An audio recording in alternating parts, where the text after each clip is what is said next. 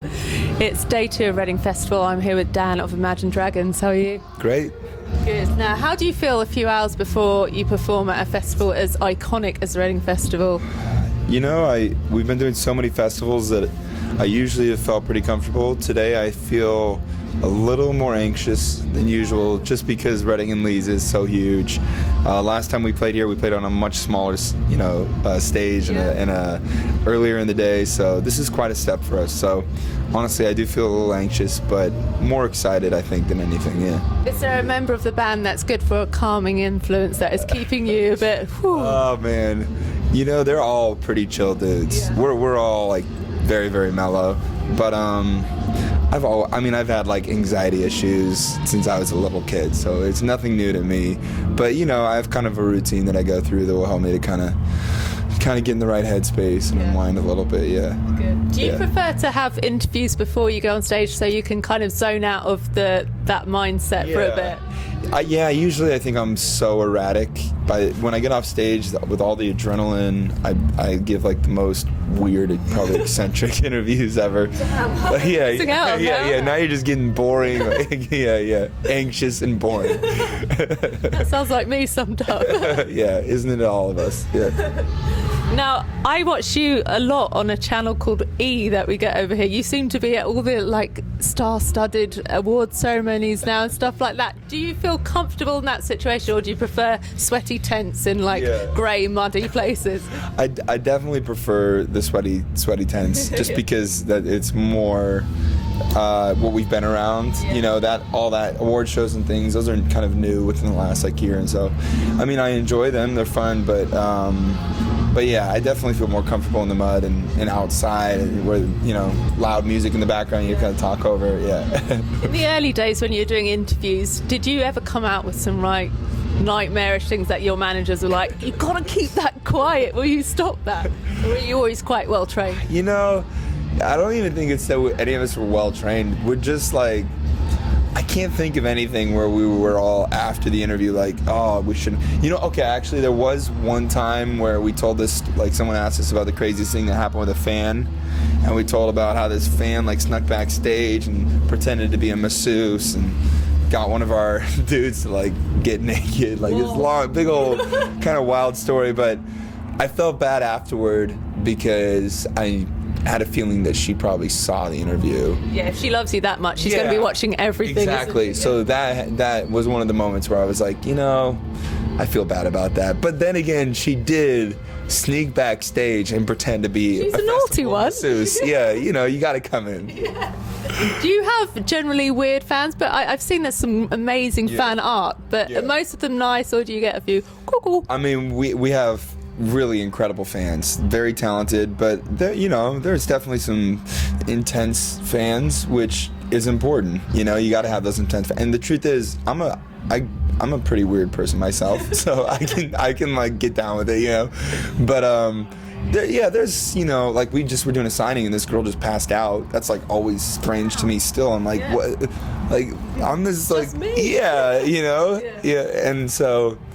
That'll never, I don't think even that'll ever like be normal to me. I'll never be like, of course you passed out. Like, why aren't you passing out? You know what I mean? It should never be a normal thing. Yeah. So yeah, that's always a little strange, but our fans are cool. Is there anyone that you've gone a bit like around? Melted? Man, we've met so many people. Paul McCartney, I was fairly nervous. We played at the Beatles, like tribute to the Beatles. We played one of their songs right in front of them. No pressure. Yeah, that was the most nervous I've ever been. Yeah. Meeting Jay-Z, he's someone I've listened to my whole life, so that was a cool moment. We got to chat a little bit. And Beyonce, that was like, okay, you know. But for the most part, the good thing about like this industry is the more time you spend in it, the more you realize everybody's just normal people. Yeah. So for the most part, you start to get pretty mellow, like, oh, cool. It's like, you know, I don't know, who did we meet the other day? I don't want to say someone that I met and I was like, whatever about it. Mark Wahlberg? Mark Wahlberg was dope. He was exactly what you see. What you think he is, just like this tough dude, like, kind of like, bro, you know. A man. Yeah, he was like total man, just like, his stance couldn't have been wider. It was just like, you know. Yeah. You want to have a beer with him. That's Yeah, totally. He's like someone you want to bro down with. Yeah. Now, I want to talk to you about the soundtrack because I'm obsessed with movie scores. That's probably what I listen to most. So how was it working with Hans Zimmer? Was that unreal? It was a dream. Steve Jablonsky and Hans Zimmer are like just legends to us. Our drummer, you know, film scoring was his major, so he was so geeking out. Yeah. But just to be in the same room with them, to create together, I mean, it doesn't get better than that. That was like a checklist that I never thought I'd ever check in my life. Yeah, Hans Zimmer. Is he like one of those sort of geniuses that is verging on eccentric, sort of? Totally. He's like, you know, like gets very excited and involved, and is like, wait. Let's darken the chord, make it a little more purple, and everybody's just like, okay, you know. But he also has these incredible stories, and is just very like a little like eccentric in all the good ways. Yeah. You know what I mean? And then Steve Jablonsky is like very reserved, the sweetest, like most like caring, like sensitive dude. Like it was an interesting juxtaposition to be with both of them, and it was really like I feel like I learned a lot working with them. What's the main thing you're going to take forward from that time then that you can think of? I think the kind of the freedom to make mistakes and to let those mistakes be the greatest part of the work. Yeah. We recorded, like we were watching, you know, this like part from the movie, and we were just creating right on the fly, and I was singing something, and it was like really gruff, and I think my voice like cracked it or something. We finished it, and there was one mic in the room, and I was like, okay, we got the idea down, like let's, you know, we're going to the studio and hack it out. And Hans was like, what are you talking about? I was like, that's gonna be in the movie. That was perfect, and that was it. Like and that was the soundtrack. You know what I mean? Like so, and then I ended up seeing the beauty in that, like that moment that was captured. And so yeah, sometimes people with experience like that, you can learn so much, you know. So I read that you're a bit of a perfectionist when it comes to music, so it must be hard to kind of let go of doing all the tweaks you want to do. Yeah, it is. It's been a learning process for me, and I feel like our next record is going to be different in a lot of ways, just because I'm trying to learn to let go a little more. Yeah. But I've always been like that, like neurotic and anxious, and you know, it's You're just creative. I think it comes with it, doesn't it? Yeah. I think, you know, it's part of the process, but it's good to learn to let go a little bit, and I'm slowly, you know. You're getting there. Yeah. Now, you said there's going to be some world music within the new album. Is that right? You're going to find inspiration from world music? Yeah. Well, I mean, I've seen like almost the whole world over the last 2 years, and before that, I'd traveled within the U.S. and been outside the U.S. once. You know, so it changes your perspective on life. You know, you see that there's so many different, it's a cliche, but you see that there's so many different people, so many different beliefs, ways of life, and different sounds that you've never heard. So it certainly will influence our music. In what ways, it's too early to say, but I definitely think there's, you know, world influences on the album. Yeah. Okay. You've also said some weird things will happen on it. Yeah. Well, we always get weird. I mean, anybody I think who's followed Imagine Dragons for the 5 years that we've been together, it's definitely a unique band. There's songs like Radioactive, and then songs like It's Time on the same record, which are sonically very different. But I think we really like to push our boundaries as a band. We like to go into new territory. We get bored very easily, for better or for worse. So, and all my favorite bands growing up were never that band. You know, there's some bands that sound like it's one thing, and that's their thing for their 20 years, and they all kind of sound a little bit the same, but it's great, and people love that. And I have bands that I love like that, but my favorite bands were, like, my favorite songwriter was Harry Nilsson, who sounded like, from album to album, totally different, would do different things, but it was still Harry in a way, you know. And so that's my inspiration. The Beatles, like, I love the Beatles, and they had records that were just so different than others. To me, I feel like that's, you know, we really always are trying to do things that keep it exciting for us. So you don't have that thing where you hold back because you're worried that fans will be like, you've changed, you're not the same. You know, I don't think so. I think that, I mean, it's true. Who knows? Maybe they'll be saying that next record. But, you know, we put out 4 EPs before we put out that album, and we did a lot of growing and a lot of changing, and our fans kind of just accepted it and grew to expect that, kind of, almost. I think that if we put out an album that sounded like a bunch of Radioactives, our fans would be disappointed and think, oh, this sounds like it's like, that's not Imagine Dragons. Imagine Dragons is evolving and hopefully, you know, growing in a better direction. We're young still. We have, I feel like our first record, there's a million things I'd do different if I could go back, but it is what it is, and you move forward, you know. So you don't torture yourself with that sort of thing about, oh, I wish that note was longer, or that suspension was... I do, yeah, I do. I just don't tell you about it. Yeah. Until now. Yeah. No, I do. I mean, I think all of us do. Like I said, you know, it's like, I'm sure for a writer, or any, you know, if a paper you wrote when you were in 8th grade, if you read it in 10th grade, you'd be like, oh, mortified. This is so bad, you know? And that's how I feel. Like, I'm proud of our first record. I love this song, by the way. Sorry. I have massive ADD. What was I saying? I don't even remember what I was saying. What was about when you write a paper and then it's different. Yeah. And that's how I feel. Yeah. Like, I just feel like our first record, I'm proud of what it was, and it got us where we are. But I feel like we hopefully, you know, will grow a little bit and create something that is more inspiring to us as musicians.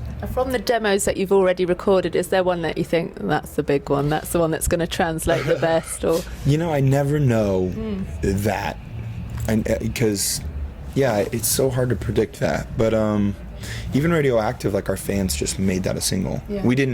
Nobody was like, this is the single. Oh, really? No, it literally, fans like were calling radio stations being like, you need to play this song off the record. Like, we're over, it's time. Play Radioactive. Like, that was the first single, it's time. And it did well, but people were like, I want to hear Radioactive. And they chose the second single. So I think we're going to, you know, try to find a way to let the fans decide still, you know? Interactive, organic experience. That's quite cool. Yeah, we'll see. We'll see. I mean, obviously, the first thing that comes out before the record even comes out, we'll probably have to pick. Yeah.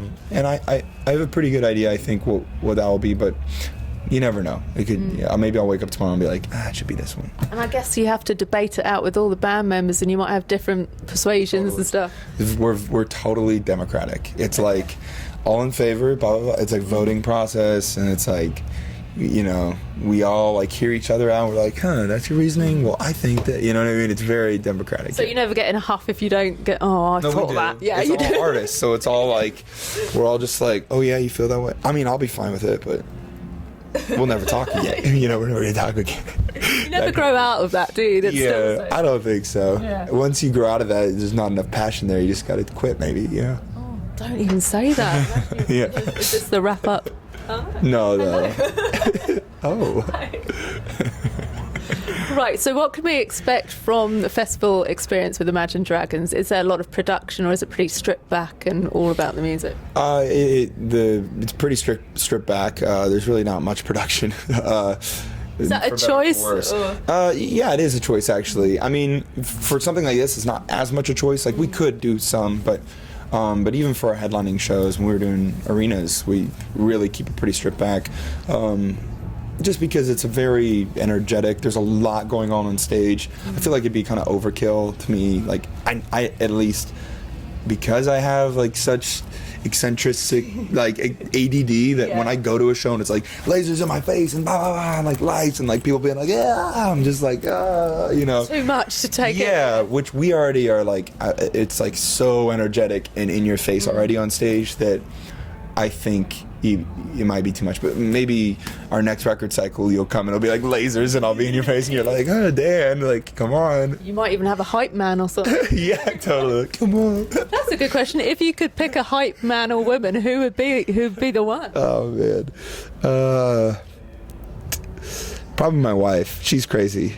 She's supportive. She's a singer of a band called Nico Vega, and she's crazy, and she's like this little ball of just like crazy energy. She's like 5'4", but just like bouncing off the wall, you know. Popping everywhere. Yeah. Okay, another random question for you, if you can handle it. If you could live inside a film for the rest of your life, what film would you choose? Fight Club. Yeah. What do you want to be fighting? I love that movie. I don't know. I've always had like, I love Brad Pitt. I'm one of those like big man crushes. You know what I mean? I don't know, the mood of that. I mean, all of David Fincher's movies are incredible, but the mood of that film, like the camaraderie, but like the also mixed with the debauchery.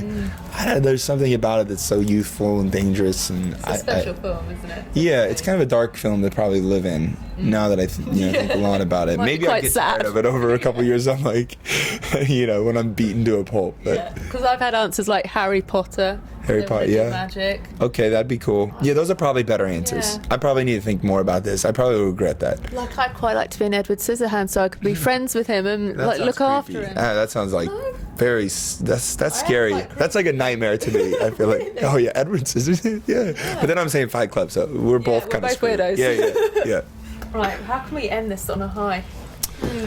Maybe we both agree on like being stuck in like the never-ending story or some. Labyrinth with David Bowie. I was just, you know what? I have a 2-year-old little girl, and we were driving in the car, and I like put it on for her, and I thought she'd be like, this is too scary, because she'll say that when we're watching like Mermaid or something. She'll be like, too scary when the shark comes out, But Labyrinth, it like starts, and in the beginning they're like in this fight, and the little girl's like being like really, that's how it starts. She's being really obnoxious, and I was like, I kind of don't want her to see this, like, but she was like loving it. And David Bowie, I mean, he's like the biggest badass ever, but especially in that movie, it's like incredible. That was my first crush, David Bowie in Labyrinth. I think everybody kind of, it's your first and last crush, just for David Bowie forever. Yeah.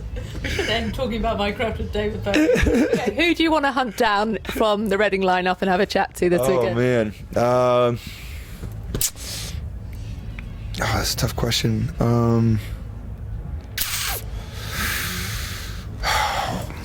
We played, back in the day, we played very small clubs 5 years ago with Foster the People. We played at South by Southwest with them 5 years ago, and they were great then. They're great now. Mark's a totally talented songwriter.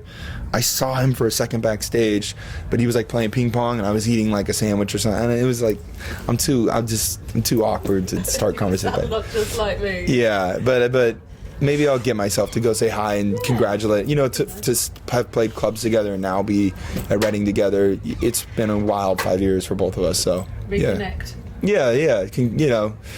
Say hi. Are you keeping an eye out for the younger bands that maybe you could think will be great support acts for when you come to the UK? Do you do that when you're at festivals? Oh yeah, totally.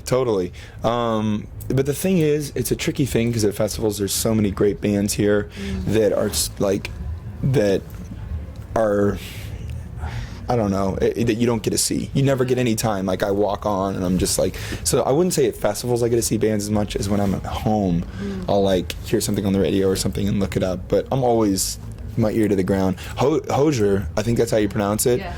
That song, Take Me to Church, I heard that on the radio. And I immediately was sat in my car and just listened and was like, wow, that voice. And then I went home and watched him play it live and just like, wow. And then what's the other song I was really loving?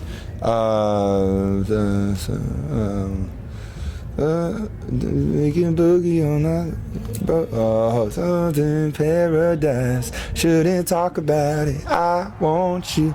You can bring it on the floor. You've never danced like. You know that song? Yeah, I do. We covered it now. We covered it last night. Yeah, because I love the song so much. Yeah. It's an artist called I can't think of the name of the Milky Chance, Stolen Dance. It's a great song, great artist. I saw him live. He was awesome. Yeah. Good. So tips for anyone that wants some Tips. music. Feeding you tips. Oh, wow. Gonna get like tipsy off my tips. I'm going to let you go after that groovy dance. Yeah, okay. Love to go out on that. Yeah.